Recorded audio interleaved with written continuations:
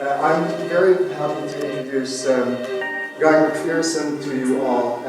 I said I'm not going to say much because he will have a presentation that will knock your socks off, and it doesn't really need an introduction. So, Guy, please take over and knock them socks off.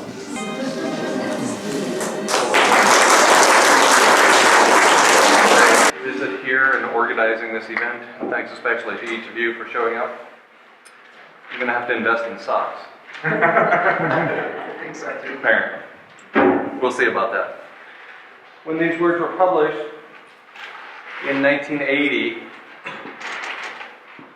in an anthology by Woody Allen, little did he know that how long the lag was between greenhouse gas emissions and temperature rise. So in 1980, when these words were published, that's 34 years ago, if I'm doing the math right, we haven't yet experienced the temperature rise associated with greenhouse gases emitted in 1980. We're still 6 years away. There's a 40-year lag between cause and effect, a 40-year lag between greenhouse gas emissions and temperature rise at the global level. It appears we didn't choose wisely.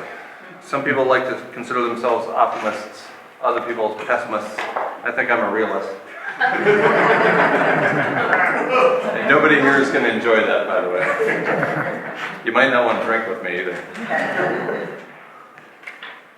I suspect we will experience human extinction in the not very distant future as a result of climate change. We've never had a planet with humans on it at 3.5 C above baseline. Baseline meaning the beginning of the Industrial Revolution, say 1750.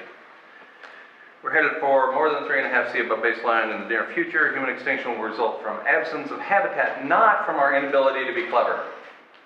There is nobody more clever than us.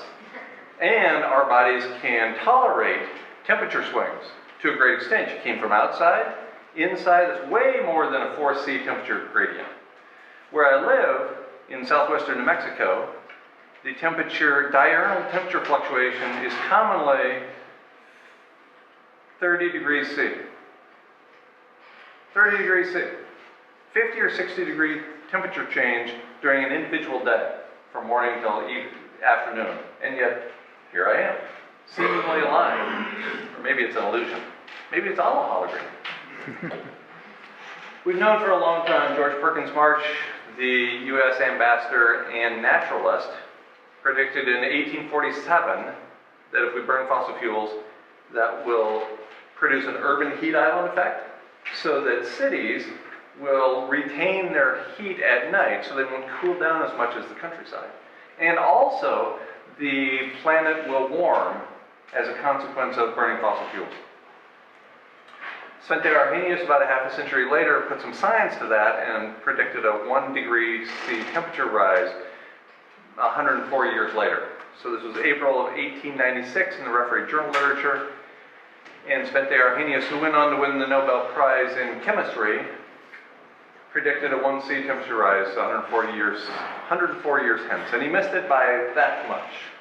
Temperature was up to about 3/4 of a degree C, warmer than the beginning of the Industrial Revolution in the year 2000. We're now at about 0.85 C above baseline, about 0.85 of a degree above the beginning of the Industrial Revolution, which was about 14 C.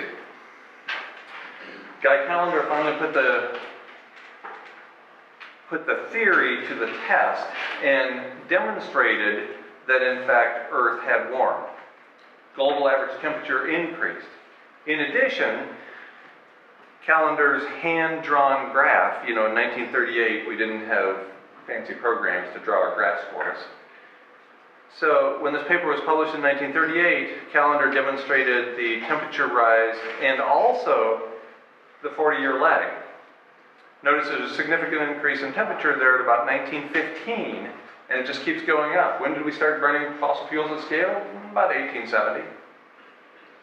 So 40, 45 years later, we see a temperature rise and it's not going back down. Yes, there are years in which the temperature fluctuates, but the trend is all up. Frank Capra, the filmmaker, working for GE, put out a short film in 1958. This is the height of the Cold War, the height of McCarthyism, when we were so terrified of Soviets in this country that we were training children to duck and cover under their desks, so that if a nuclear bomb hits and that desk is going to save you. And Frank Capra, at the height of the nuclear fear, writes, we're not only dealing with forces of far greater variety than even the atomic physicist encounters, but with life itself, and he's talking about climate change. He's talking about climate change leading to human extinction. Ivonne Ilic, the Austrian philosopher, writing in Le Monde in early 1973, writes this unbelievably convoluted quote that something must have been lost in translation from Austrian. Is it Austrian? Is it German? Demonstrating my ignorance. It'll be especially evident as we move along. So I've translated. I think what he's trying to say is industrial civilization is degrading, exhausting, and enslaving, and threatens to cause human extinction. 1973, the year before, we were producing the greenhouse gas emissions that are responsible for temperature rise today, because of that 40-year lag. NOAA, last month, pointed out that for the 335th month in a row, I believe it is, the monthly global average temperature was at or above average relative to the 20th century average. So what that means is we haven't had a below average temperature month since February 1985. We would expect that each month would have a 50-50 chance of being slightly below average or slightly above average. But in fact, we haven't had a below average temperature month since February 1985. That's pretty remarkable. We know that the universe has between 10 to the 80th and 10 to 100th atoms in it. Atoms, those little tiny things. In the absence of general planetary warming, the odds against having the last below average temperature month being February 1985, the odds against that happening exceed the odds against plucking a single atom at random from the entire universe. These are long odds. I think global average temperature is rising. Robert Watson for NASA to Senate Environment Subcommittee on Environmental Pollution in June 1986 says we can expect significant changes in climate in the next few decades, leading to misery and human suffering and ultimately to human extinction. What do you know? 5 million people die early deaths every year because of climate change. It's almost as if there's misery and suffering. And finally, the United Nations Environment Group on Greenhouse Gases, Advisory Group on Greenhouse Gases in October 1990 points out that beyond 1 degree C may elicit rapid, unpredictable, and nonlinear responses that could lead to extensive ecosystem damage. Two important things to point out here. 1C is the target, not 2. And James Hansen finally, 24 years later, a couple of months ago, agreed that 1C was the Rubicon we cannot cross. Up until that point, he'd been saying 2 was the dangerous threshold. Bill McKibben at 350.org, every politician in the country still points to 2C as being the Rubicon. Michael Mann, the climate scientist at Penn State University, they all are claiming that 2C is the magic number that we cannot cross. Nonsense. We've known for 24 years that 1C is catastrophic. The second important point here is that the impact will be on ecosystems. Beyond 1 degree C may elicit rapid, unpredictable, and nonlinear responses that could lead to extensive ecosystem damage. That's the important thing. We rely upon ecosystems for our lives. Not just for our well-being, but for our lives. Without a living planet, there's no humans. Without marshes to clean our water for us, there's no clean water. Without wildlands to produce food, there's no food. Ecosystems matter. Intergovernmental Panel on Climate Change, in their 4th assessment, points out that we will experience more than 1.8 C by 2100, depending upon the emission scenario, up to 4.5 C. Remember, beyond 1 C may elicit rapid, unpredictable, and nonlinear responses that could lead to extensive ecosystem damage. 1.8 C, more than 1.8 C, is truly dire, truly catastrophic, and the last we heard about this report was about a month after it was released. The mainstream media and the governments are complicit in covering up the information. Hadley Centre for Meteorological Research comes along late 2008, about a year after the IPCC's fourth assessment, says we can expect about 2C by 2100. But within weeks, the head of the Climate Prediction Division for the Hadley Centre comes out and says, no, really it's more like 5 to 7C by 2100. These large organizations, operating with consensus, produce information that is watered down. It's junk. United Nations Environment Program, mid-2009, says 3.5C by 2100. The Hadley Centre comes along just a year after the previous assessment and says 4 is the new 2, and it's coming by mid-century. Remember, no human beings on a planet at 3.5C above baseline. Global Carbon Project, Copenhagen Diagnosis. A short time later, at the time of the COP15 meetings, the Conference of Parties meetings on climate change in Copenhagen, point to 6 or 7C respectively by 2100. United Nations Environment Program comes along about a year and a half after the previous assessment and says we can expect up to 5C by 2050. Can't imagine we'll have humans on a planet at 5C above baseline. Why? Well, we've already lost about half of the phytoplankton in the ocean because of ocean acidification. That's at 0.85C. They're half gone. That's the base of the marine food web. That's where half of our food comes from. Half gone. At 3 or 4C, can't imagine there'll be a significant number of phytoplankton remaining in the ocean. People tell me, okay, so it'll go to blue-green algae and we'll start a whole new food chain. Really? You think every organism on the planet is going to adjust so quickly that we're going to get through the bottleneck that can adjust by 2050 or by 2040? It would surprise me. The other half of our food comes from land plants, in one form or another. Yeah, we eat meat, but they eat plants. So the other half of our food comes from land plants. What happens when the temperature swings are even greater than what we've seen so far? 2 out of the last 5 winters, Tucson, Arizona, where I lived for more than 20 years, experienced temperatures so cold in the wintertime that 80 to 100-year-old citrus trees were killed. It's too cold. But then it's too hot too. It's so hot that proteins denature in land plants, killing the plants in a single summer day. So it's too hot and it's too cold. It's climate change.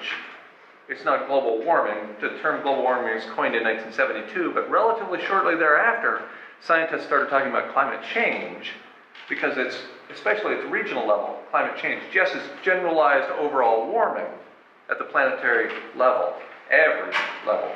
But at individual spots, it's not. Finally, the United States Department of Defense in their quadrennial defense review includes climate change among the security threats, not to humans, not even to civilization, to the United States. It's a security threat. It's going to get so dusty out there, our tanks aren't going to be able to bomb everybody as needed. The rain is going to come at inopportune times, so the drones won't be able to focus in on the wedding party in Pakistan. The latest quadrennial defense review comes out every 4 years. It's just out, and I haven't had an opportunity to look at it yet. I've heard through the grapevine that it's more of the same. That the primary concern is about the threat to American empire. And finally, the IPCC, in their latest assessment, which was heavily leaked in September 2013, at least the first working group's report. Second working group's report just came out a couple of weeks ago. Points out that global warming is irreversible without massive geoengineering the atmosphere's chemistry. So let's take a look at that. The horse is already out of the barn door. The IPCC knows about the 40-year lag. They know that we've triggered those greenhouse gases. They know that we've produced more greenhouse gases in the last 29 years than in the previous 236 years. They know about the 40-year lag. So they're calling on geoengineering as a strategy. They don't know which kind of geoengineering to use, because so little is known about it, but times are really desperate when we're calling for desperate measures like geoengineering. Let's take a look at some of the geoengineering strategies. 5 journal articles have been written about geoengineering so far, 6, but 5 focus on the science. One focuses on the public response. The first of those came out shortly after the IPCC's fifth assessment and concludes that climate geoengineering cannot simply be used to undo global warming. The planet is warming. We can't just undo that. The barn door's been open for 40 years. The horse is at the very least the next county over and probably dead. It's 40 years. Journal of Geophysical Research paper points out geoengineering may succeed in cooling the Earth, but it would disrupt precipitation patterns around the world. So yes, we might be able to geoengineer to keep the Great Plains from getting so hot that we can't grow grains, but it's also going to disrupt precipitation patterns so much that we can't grow grains there anyway. The hits keep coming. Environmental Research Letters paper points out attempts to reverse the impacts of global warming by injecting reflective particles into the stratosphere could make matters worse. This is the most common approach suggested, is to inject reflective particles into the atmosphere. It's sometimes called solar radiation management, or SRM. Subsequent paper, just a month later, points out that there is a risk of abrupt and dangerous warming inherent to the large-scale implementation of solar radiation management. And so what the paper actually finds is you start kicking those reflective particles up into the atmosphere and you can't ever stop. Because 3 days after you stop, they fall out of the sky. 3 days after you stop, there's a huge temperature spike. We observed this on 9/11, September 11th, 2001, when planes were grounded in the United States. And as a consequence, there was a measurable change in the temperature regime of the planet 3 days later. 3 days. Finally, an overview paper in Nature Communications points out that current schemes are likely to be either relatively useless or actually make things worse with respect to geoengineering. They went through all of the major geoengineering strategies that have been proposed so far. And finally, a paper from Nature Climate Change points out that nobody wants it. The public is not interested, thanks. Focusing just on carbon dioxide, John Davies writes for the Arctic Methane Emergency Group, the world is probably at the start of the runaway greenhouse event, which will end most human life on Earth before 2040. Focusing just on carbon dioxide in the atmosphere. No mention of the 30 self-reinforcing feedback loops I'll talk about shortly. And small wonder, because carbon dioxide levels are at an all-time high. We're about to break 400 parts per million on a global average through the year. We've already broken the 400 barrier a few times, including within the last few days. Carbon dioxide levels today likely are higher than they've been for the last 20 million years, according to NASA. 20 million years. We've had humans on the planet for 2 million years. It looks like trouble just based on carbon dioxide in the atmosphere. Good news, none of these assessments, none of what I've talked about so far, includes the concept of economic collapse. Which, when I'm talking about economic collapse here, I'm thinking about no fuel filling station, no food at the grocery stores, no water coming out of the municipal taps. That's collapse. None of these assessments take that into account. That's the good news. Some people don't think it's good. The bad news is they don't include the self-reinforcing feedback loops I'm about to mention either.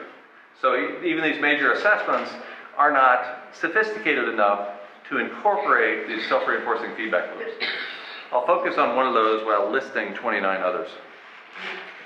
If we include one of those positive feedbacks, methane coming out of the Arctic Ocean, Paul Beckwith at the University of Ottawa, who had the good fortune to meet just a few days ago, predicts a 6C increase within a decade. That was October 2012. About a year later, he says up to a 16C increase within a decade or two. And I talked to him about that. I said, you predicted this? He says, yeah, but what I meant was since the beginning of the coldest part of the previous glacial period. Okay, so what's that, 5 or 6C? Yeah, it's 5 or 6C. Okay, so it's going to increase 16 degrees above where we were 5 or 6C ago. So that sounds like 10 or 11 degrees C warming. Is that what you mean? Yeah. And you don't think that'll kill all humans on the planet? No, we're clever. I don't know. I don't know, Paul. I think that we properly should be called the Homo calidus. Instead of Homo sapiens, sapiens means wise, calidus means clever. I think we're really damn clever. But I'm not sure we're able to see 40 years in advance. I know I'm not. When the United Nations Advisory Group on Greenhouse Gases wrote about rapid, unpredictable, nonlinear responses, this is what they had in mind. Abrupt climate change. According to a paper in the Proceedings of the National Academy of Sciences, October 2012, and this reminds me, by the way, that when I use somebody's name instead of the journal, it's not in the referee journal literature. So I have names here, Paul Beckwith and John Davies. Those are not in the referee journal literature.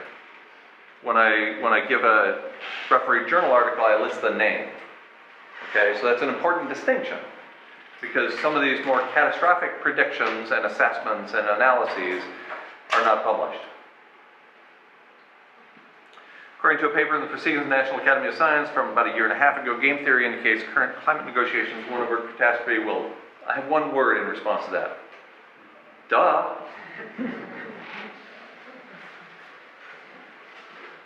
Really? Current negotiations will not avert catastrophe. Well, why? Because what does it take to avert catastrophe? It takes collapse, that's what it takes. And can you imagine a politician running on that campaign? So I can just see the debate between the Republicans and the Democrats.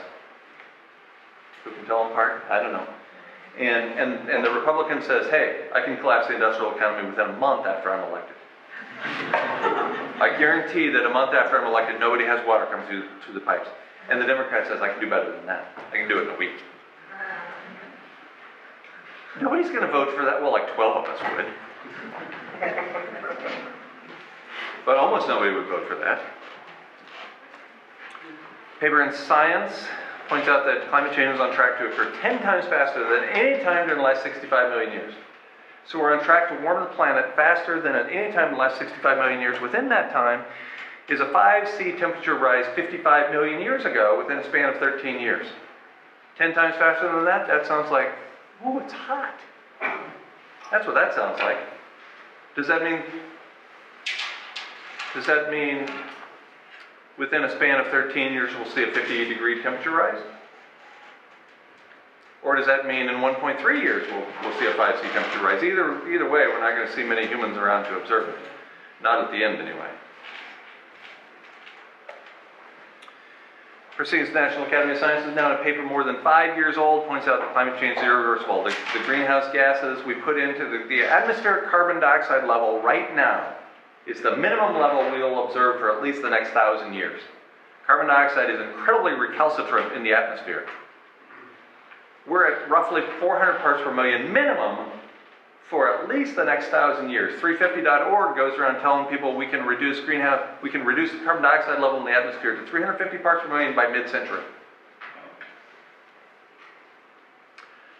Let's think about malpractice for a minute.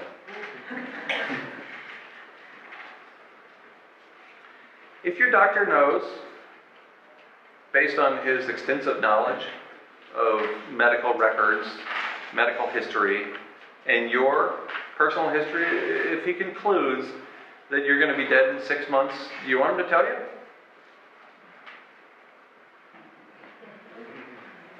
Or do you want him to lie? I think most people want to know. I think most people don't want to be lied to. I think 350.org is guilty of malpractice. The United Nations Environment Program during 2008 points out that global carbon emissions increased to the highest level since we fully implemented the Clean Air Act in this country in 1980. This is 2008. This is the most dire depths of the Great Recession. The Great Recession. We don't call them depressions anymore because, you know, too depressing. So now we call them Great Recessions. I don't know about you, but it was great for me. By the way, 2008, that was nothing. We shattered that record in 2009, and then we shattered that record in 2010. And guess what? We broke that record in 2011. We broke that record in 2012. And we just found out a couple months ago that 2013 set a new all-time record for greenhouse gas emissions. Who would have thunk it? Turns out that you can't just slow the industrial economy. We're in the midst of a worldwide Great Depression, or Great Recession, depending on how politically you want to spin that. And things are not slowing down. We produce the highest level of emissions in history every single year. It turns out, as Tim Garrett pointed out in an excellent paper in Climatic Change published in November 2009, written 2 years before that, only collapse prevents runaway climate change. Only collapse. And that was before we knew about the 30 self-reinforcing feedback loops I'm going to mention shortly. Only collapse prevents runaway climate change. Of course, collapse triggers catastrophic meltdown of 440-some nuclear power plants around the world, so that's going to be inconvenient. Since Fukushima alone represents a serious threat to humanity, to habitat for humanity in the northern hemisphere. Fukushima alone, 3 of the 440-some nuclear reactors in the world. So, damned if you do, damned if you don't. Maintain the industrial economy so we can all have a few bucks more, and therefore kill us from climate change. Or collapse the world's industrial economy so that we can have complete meltdown of nuclear power plants and kill us all anyway. It doesn't look that good to me. Damned if you do and damned if you don't, then do. Let's do something. Let's do something beyond the mainstream, beyond going to our cube jobs, working at the cube farm, and seeing who's the prairie dog next to it. Everybody I talk to says, well, I'm going to change the system from the inside. They're the bugs in the stomach of the chicken. They're already dead, and they're going to change things from the inside. From the inside, what does that mean? That means working within civilization, which is a heat engine, as pointed out by Tim Garrett in his excellent paper in Climatic Change, published in 2009, 5 years ago. Change things from the inside, maintain civilization. It's a horrible idea. Civilization is a heat engine. It's leading to overheating the planet. Not only that, industrial civilization drives to extinction some 200 species every day. Industrial civilization fouls the air and dirties the water more every single day. Every year is worse than the year before, and everybody I know thinks it's better because we have smartphones. Smartphones for genocide, that's my bumper sticker. Everybody I know votes smartphones and genocide. Tim Garrett's paper in Climatic Change, published 2009, received the outcry from the civilized scientific community immediately. It's been cited by, last I checked, less than a year ago. I think this is the most important paper to come out in the climate sciences ever. And it's been cited fewer than 10 times.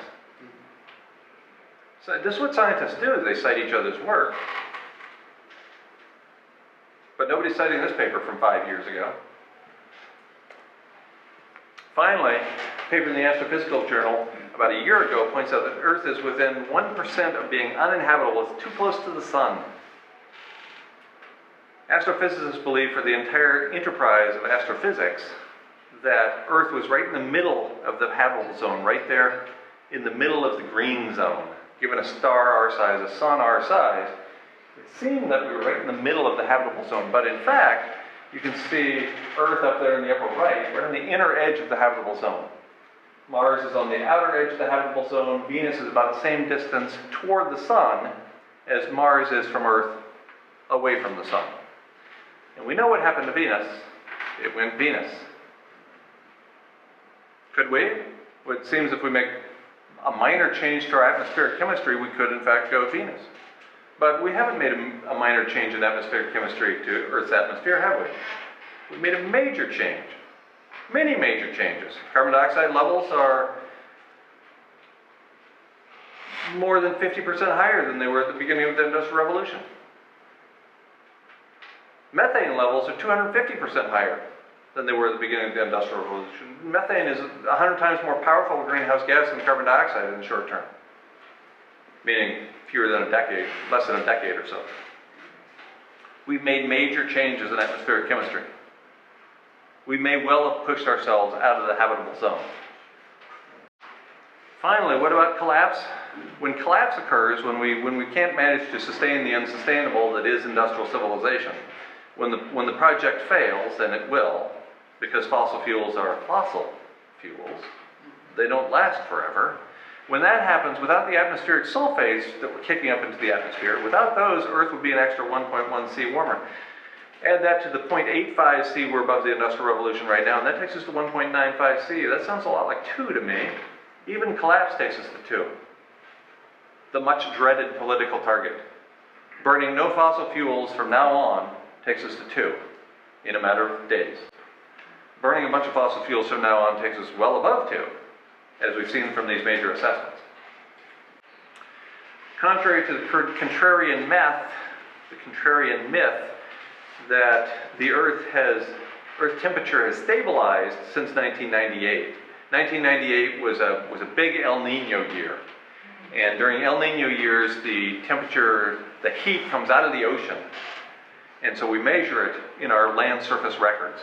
And what do you know, we've been keeping thermometers on land all this time, because that's where we live. If we were dolphins, I'm sure we'd have thermometers underwater with us, but we don't. So the long records we have are for land surfaces. So it appears that since 1998, the temperature has stabilized at the global level. It appears that way. 1998 remains tied for the highest temperature year in planetary history. All 13 of the other 14 warmest records have come in this millennium. So 13 of the 14 have come in this millennium. The other one was 1998. Where's the heat been going? We know it's been heating up. It's been going into the ocean. Look at 1998. Right there next to 2000. Just the left side of 2000. See what happens to the temperature in the ocean? It skyrockets, especially in the shallow ocean. The light blue figure on top. The ocean has a lot of heat. It's like a battery. It's been soaking up all that heat this time. It looks like we're on track for an El Nino event later this year, as early as this fall. And when that happens, a whole bunch of that heat is going to come out of the ocean, and we're going to set a record within the next couple of years for land surface temperature records as well. I promise it's going to blow away 1998, because there's a lot more heat in the ocean now than there was in 1998. There are 30 self-reinforcing feedback loops that are irreversible at temporal spans relevant to the human experience. Ultimately, they are reversed, or Earth would have gone Venus a long time ago. But they have been reversed in the past over many, many hundreds or thousands or tens of thousands of years. And those temporal spans aren't relevant to persistence of humans on the planet. So methane hydrates or clathrates were bubbling out of the Arctic Ocean as reported in Science about 4 years ago. Hydrates or clathrates are small cages around methane molecules, CH4. And as the clathrate warms, as the cage warms, it breaks off. The bonds break off, and the methane is released directly into the water and then directly into the atmosphere. So I'm going to talk about the first of these for quite a while because we know the most about it. It's been studied. It's a great fear. James Hansen wrote about it in his book, Storms of My Grandchildren. Firing the clathrate gun is about the worst possible thing we could do to ourselves. And so it was reported in Science in March 2010. The methane in the Arctic Ocean alone is equivalent to 1,000 to 10,000 gigatons of carbon relative to the 226 gigatons we burned in fossil fuels as of March 2010. Since then, of course, we've burned a bunch more, so we're up over 300 gigatons of fossil fuel carbon burn. But still, we're talking about 3 to 30 times the amount of carbon equivalent being kicked up into the atmosphere as a result of methane. As reported about a couple of months after that original paper in Science, a minor increase in temperature is sufficient to trigger methane release. And it appears that we've done so. From a paper a couple of years later, a suite of amplifying feedback mechanisms such as massive methane leaks from the subsea Arctic Ocean have engaged. Finally, years later, there's recognition in the scientific community that self-reinforcing feedback loops have been triggered. To explain a self-reinforcing feedback loop, when you kick a soccer ball on a soccer field, it rolls to a stop relatively quickly because the friction from the grass and gravity causes it to slow and then stop. A self-reinforcing feedback loop is a loop that feeds on itself. So that's kicking the soccer ball over a hill, over a cliff. And initially, at least, the further it goes, faster it goes, the more rapidly it descends. According to the authors of a paper that appeared in Nature in July 2013, a 50 gigaton burp of methane is highly possible at any time. At any time. That's equivalent to more than 1,000 gigatons of carbon. It can be released literally at any time. NASA observed methane plumes up to 150 kilometers across that same month in the Arctic Ocean. So imagine you're in a ship in the Arctic Ocean, and as far as you can see in every direction, it looks like ginger ale. The ocean is bubbling. And don't breathe, because that methane is bad for your health. According to an analysis by Sam Carana, again not in the refereed journal literature, the global average temperature of more than 4 C above baseline is expected by 2030 and more than 10 C by 2040.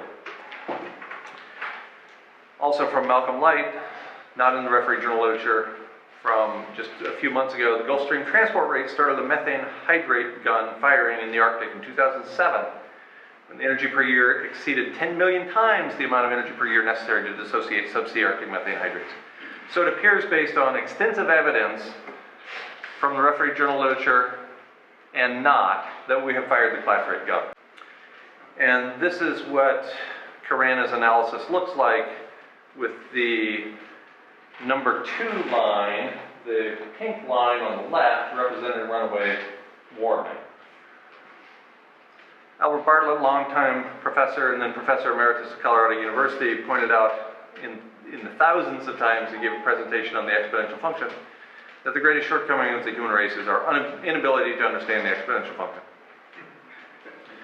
Because we see linearly. We look back at what has happened in our lives, and we've seen relatively innocuous change in almost everything. And we project that forward. Look, technology keeps getting better. Temperatures changed a little bit. When I speak on college campuses, frequently nobody in the room except me has experienced a normal Earth, because they were all born after February 1985, as were some of the people in the room here. You've only experienced a warmed Earth, because we haven't had a global average month, global average temperature below average since February 1985. You've experienced a warmed planet, and you think it's normal, because that's where normalcy bias takes us. This is what we experience, this is what we'll always experience. We don't deal well with the exponential function, even though we see it everywhere. Carbon dioxide in the atmosphere, that curve looks just like this. Human population growth, that curve looks just like this. The amount of pollution in the ocean looks just like this. But we can't really grok that on sort of a day-to-day basis. We don't go into the grocery store from one week to the next and see an exponential change. Right? We go in one time and the bread aisle is one aisle. We don't go in the next time and bread is in the whole store. Well, it's a bread store now? What happened to the strawberry jam? So we don't account for that in our linear-driven lives. So what methane concentration globally looked like as of about a month and a half ago. Dark red means more methane. You can see the methane in the northern hemisphere almost completely, even though there's methane being released from Antarctica now too. And you see it over land as well as over the sea. And I'll talk shortly about that self-reinforcing feedback loop. That's permafrost. As the permafrost breaks down, it releases methane into the atmosphere. And so you can see it's getting really hot, or there's getting to be a lot of methane and therefore potential for a lot of heating in the boreal forest in North America and Europe and Asia. So that was the one self-reinforcing feedback loop produced by the refereed journal literature in 2010. 4 more in 2011. The first of those is Atlantic water shooting through the Fram Strait off the north and east coast of Greenland, taking warm Atlantic water straight up into the Arctic. This is an excellent demonstration of how the self-reinforcing feedback loops don't just feed within themselves, they feed among themselves too. So as more methane is released in the Arctic Ocean, it gets warmer, which causes more methane clathrates to rise to the surface, which causes more methane to be released, which makes it warmer. And so you see that downward spiral. Tack onto that warm Atlantic water shooting up into the Arctic. So now we have the Arctic 20 degrees warmer than it was in just 2-3 years ago. because we have that warm water going up there. And so now these feedbacks are influencing each other. They're feeding off each other. We have warm water going up there, releasing methane rates. Methane rates rise, release methane into the atmosphere. That causes the Atlantic water to be warmer, and so on. This is what Siberian methane looked like. This is permafrost degrading and producing methane in the atmosphere. And this is what it looked like in the summer of 2010. And so there are methane vents 30 centimeters in diameter in summer 2010. So scientists thinking they're cool, go ahead and light that on fire so that we have this grand change in human consciousness I keep hearing about, so that everybody suddenly will stop burning fossil fuels. Because people will see what we're doing. Notably, they'll see that their son can light a fire. This is what scientists are all about. Look, Mom, I made a fire. Isn't that cool? So this is summer 2010. There's these methane vents, and they're this big coming out of the permafrost. It's very exciting for the scientists who discovered this. And in summer 2011, they weren't lighting this on fire anymore because those methane vents were 1 kilometer across. A million-fold increase in size in a year. It's almost as if we've triggered rapid, unpredictable, and nonlinear responses. This is huge. Complete media blackout. Third self-reinforcing feedback loop reported in the Referee Journal Literature in 2011 was also from summer 2010, when a drought in the Amazon caused the lungs of the planet to be a source of carbon dioxide into the atmosphere because of rapid decomposition rather than a sink because of photosynthesis. It's actually been reported since at least 2000 in a paper in Nature, and there were summaries within the last year or so in 2 major journals. But it really got the attention of the scientific community, if not the mainstream media, when it happened in the Amazon. So I'm putting this in with the 2011 version, but we've arguably known about it since the year 2000.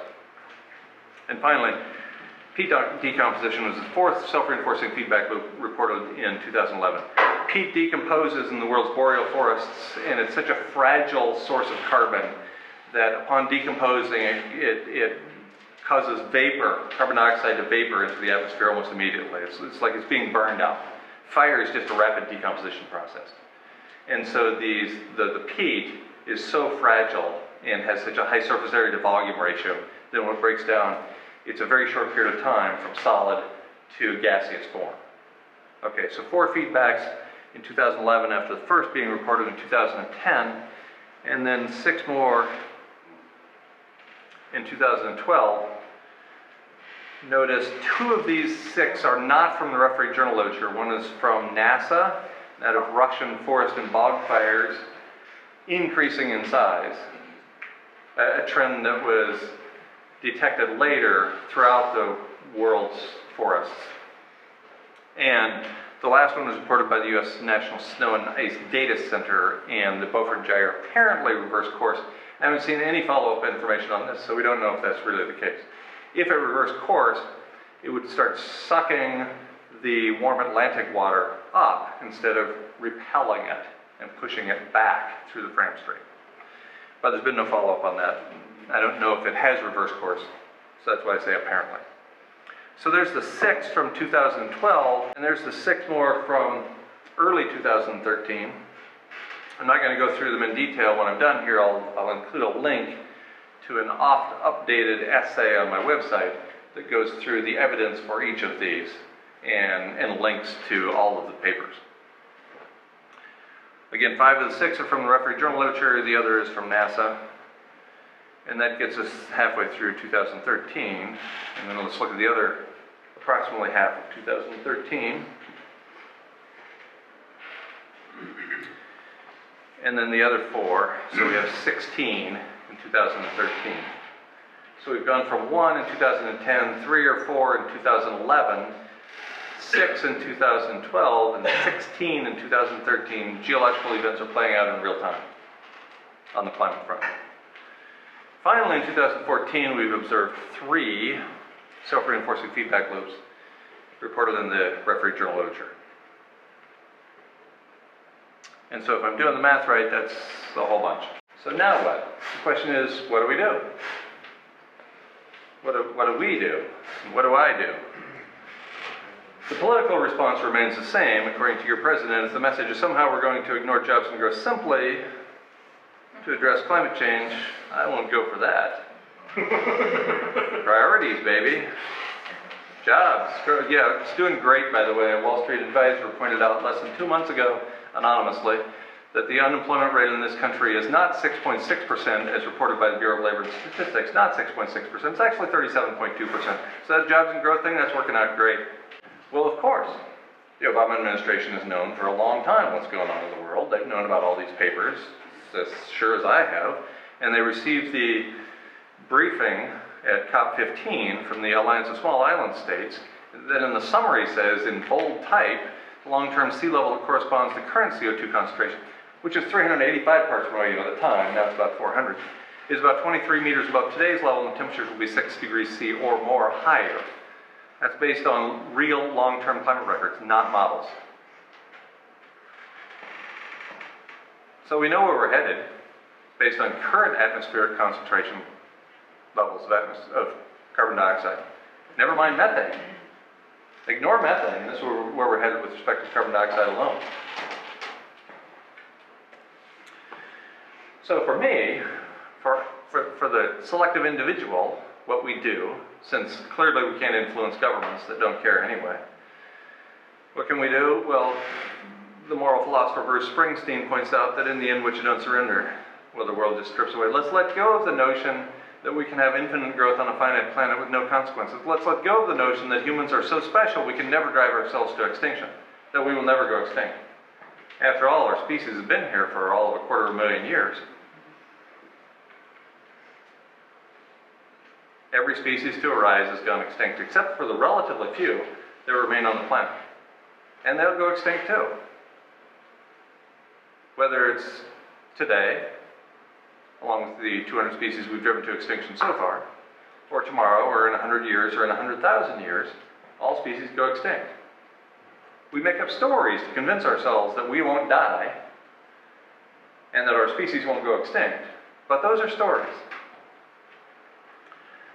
The boss, by the way, was just quoting Zen Buddhism, let go or be dragged. Or popular culture, seize the day, carpe diem. When I present on college campuses, students often point out that I'm pronouncing this incorrectly. They're having a really bad day, as in crappy diem. My Latin was never that great. From Nietzsche, live as though the day were here, to which I would add some words from that philosopher who preceded him by about 2,500 years. We named an oath after him in the medical community. First, do no harm. Yeah, that would be Hippocrates. Or from the Jewish poet Leon Staff, writing from the Warsaw Ghetto, even more than bread, we now need poetry in a time when it seems that it is not needed at all. I always finish with amazingly good news, because apparently I'm sort of a bummer. DNA is amazing. We get to die. We get to die. If that isn't awesome, I don't know what is. You know what the odds are against any collection of DNA being here in physical form? It's astronomical. I mentioned this earlier, there's 10 to the 80th, or somewhere between 10 to the 80th and 10 to 100th atoms in the entire universe. And the odds against having a below average temperature month for those 230 some months in a row, 330 some months in a row, whatever it is now, exceed the odds against plucking a single atom from the entire universe. You know what the odds are against the collection of DNA in your body coming together in physical form? Far, far exceeds that. Way more. If I believed in miracles, I'd think we all were one. We get to die. And that makes us the lucky ones, because somehow, against those amazing odds, we came together to live. I hear all the time, you only live once. Not true. You only die once. You live every day. If you live. If you get out of your damn cube farm and stop doing what everybody else is doing, demonstrate your humanity, you get to live every day. Evolutionary biologist Richard Dawkins points out in the teeth of these stupefying odds, it is you and I that are privileged to be here, privileged with eyes to see where we are and brains to wonder why. Not only do we get to be here, there's a bunch of other critters that get to be here too, right? Trilobites, deer, mice, rats, rodents of unusual size. Oh wait, that's from a movie. But not only do we get to be here, we get to be here with sentience, with these big brains that allow us the ability and the eyes to see where we are and the brains to wonder why. Why am I here? The great question that permeates all of humanity. Why? It starts when they're 2. Why? Why? Why? Why is the sky blue? Why? And so on. Because some things just are, and some things just aren't. That's the answer to that one. No, we get to ponder the question, the existential, infinite question, why am I here and why are we here? And if that's too much for you, we got video games. The big brains that work again. I think Earth is in hospice. We're driving 200 species to extinction every day, and we're headed there in the not too distant future. And so one approach to that is shown here by your typical CEO. While the end of world scenario will be rife with unimaginable horrors, we believe that the pre-end period will be filled with unprecedented opportunities for profit. So if you're Lloyd Blankfein and you just love money, if you're Jamie Dimon and your whole goal is to have more money than anybody else on the planet, if you're Warren Buffett and Bill Gates and all those people, the sociopaths who pull the levers of industry, and you find this enjoyable, it's just great, knock yourself out. But for the other 99.9999999% of us, including, I assume, everybody in this room, I propose an alternative path. That maybe instead of chasing the next dollar, maybe instead of chasing that next buck so we can put our children or our grandchildren through college, maybe instead of planning for the future that never comes, maybe we should pursue love and lives of excellence. Which has very little to do with pursuing money. Socrates spent his entire life asking 6 questions. 6 questions. He was pursuing a life of excellence by asking 6 questions and pondering people's responses to it. That's it. 6 questions. What is courage? What is justice? What is good? What is moderation? What is piety? What is virtue? 6 questions. He just asked and asked and asked and asked, and he was like the little kid who asked why repeatedly until finally they killed him. We don't do that to 3-year-olds, interestingly. But he was 70, so I guess, whatever. Enough of that. I was teaching college one day, and I asked the class, what was Socrates' most famous statement? And I thought somebody would say, the unexamined life is not worth living, you know, that old saw.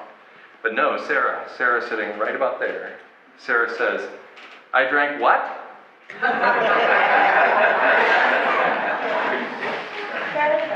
Yes, he made that line famous too. Even if I'm wrong, even if all the data presented are wrong, even if all the projections are wrong, even if all the models are wrong, even if that's all wrong, I propose to you that pursuing lives of love and lives of excellence might be a worthy pursuit. If you despair, and I suspect some will, and I know I did, then I propose taking into account the words of iconoclastic Tucson-based writer Edward Abbey, action is the antidote to despair. Not because it will save our species, but because it might extend the run of other species. And maybe not even that. Maybe we're all done. Maybe the 6th great extinction event, the only one perpetrated by a single species, maybe that leads to loss of all life on Earth. Maybe we go Venus. Still, if you're damned if you do and damned if you don't, act. What have you got to lose? What have we got to lose? I'm frequently asked the question, actually I'm almost never asked this question. People ask this question of me pretty frequently. What if he's wrong? What if all of us get to live on a planet characterized by infinite growth on a finite planet with no consequences? What if suddenly we find a free energy source and we decide that we're not going to drive any more species to extinction as of this time tomorrow, and so we stop? Well, so what? So what? Does that mean you should pursue money? Does that mean greed is our only God? Does that mean we shouldn't pursue lives of excellence? Even if you live to be 100, I'm guessing that on your deathbed, you're not thinking about how many more days you could have gone to work. I'm guessing you're not thinking in your final days, your final hours, your final weeks. I'm just guessing here that you're not pondering a new pair of shoes. That I need more stuff. So, whereas the relevant question might be, what if he's right? Even if I am wrong, I think a more relevant approach to the way we conduct our lives might be to act as if Earth is in hospice. And when I see people in hospice, when I hear about people in hospice, I don't see people grubbing for another dollar. I see people giving away their wisdom and their time and their material possessions. I don't see people storing up gold, glitter, rouge, as Jackson Browne wrote in 1974. I don't see people doing that at all. I see people who are close to the end acting as if moments matter and remembering the moments that they created that mattered. In the end, all we have is a few moments. Our brains are funny. You're not going to remember 7 words in a row I said tonight, except for maybe those 7, because be a wise ass about it. You're going to remember moments. So let's create some moments. Let's create some amazing moments for the human beings we live with, and also for the other organisms on the planet that we share this, our only home. Let's do that. Let's live here now. Let's live. Let's live now. Let's live here now. Is that such bad advice? That link I mentioned is the one shown on the screen. I have a few copies of my latest book, Going Dark. I practice and promote a gift economy, so if you want a copy of Going Dark, I have about 20 copies here. Don't act like a jerk and run over somebody and kick them out of the way to get it. You know, we just talked about that, didn't we? So these are available if you would like to give me something back. I would accept fiat currency or any other gift. When I'm on college campuses, frequently students don't have a lot of money. So they give me a piece of art that they've done. When I was in Winnipeg recently, a student comes up and she had been in South Africa the year before, and she had a postcard. And on that postcard, she had made paint out of sand and had painted this image from her trip to South Africa a year earlier. And she carried that with her everywhere. And that means way more to me than a $20 bill. I thought that was about the coolest thing ever. These books cost $20 if you buy them from Amazon or the publisher, and they cost me about $15 if you want to give me something. If you take one, by all means, get me to sign it for you. And throw your money up here and I won't even notice. So if you want to learn more about my work, you can follow me at naturebyslast.McPherson.com, and in particular, if you go to this essay, you can see all the links for the information I presented today. And there's a lot of questions about whether I'm presenting relevant information, so I would encourage you to go there. I think I'm among the people who really know what's going on. But maybe you could point out to me that I'm not. Thank you very much for your rapt attention. I would be glad to entertain questions at this point. Thank you very much.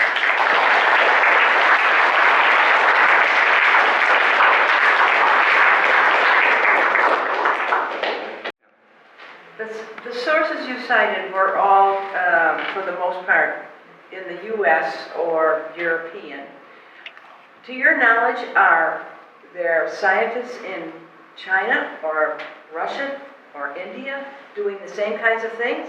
Yes, the methane, the most dire information about methane release from the Arctic comes from a group of Russian scientists. Clive Hamilton, I quoted him from his book Earth Masters, which came out about a year ago. He's Australian. The Australian scientists are more willing to reveal the true nature of the situation than it seems like Americans and Western Europeans are. So there's a scattering here and there, but this is historically Western Europe and the United States is where the money is to conduct research. So it's not surprising to see that's where the climate science research is going on. But there are a few notable exceptions, and the Russian group working on methane release is especially noteworthy, and it's headed by a Russian woman, and she's doing just groundbreaking work, as are the Australians.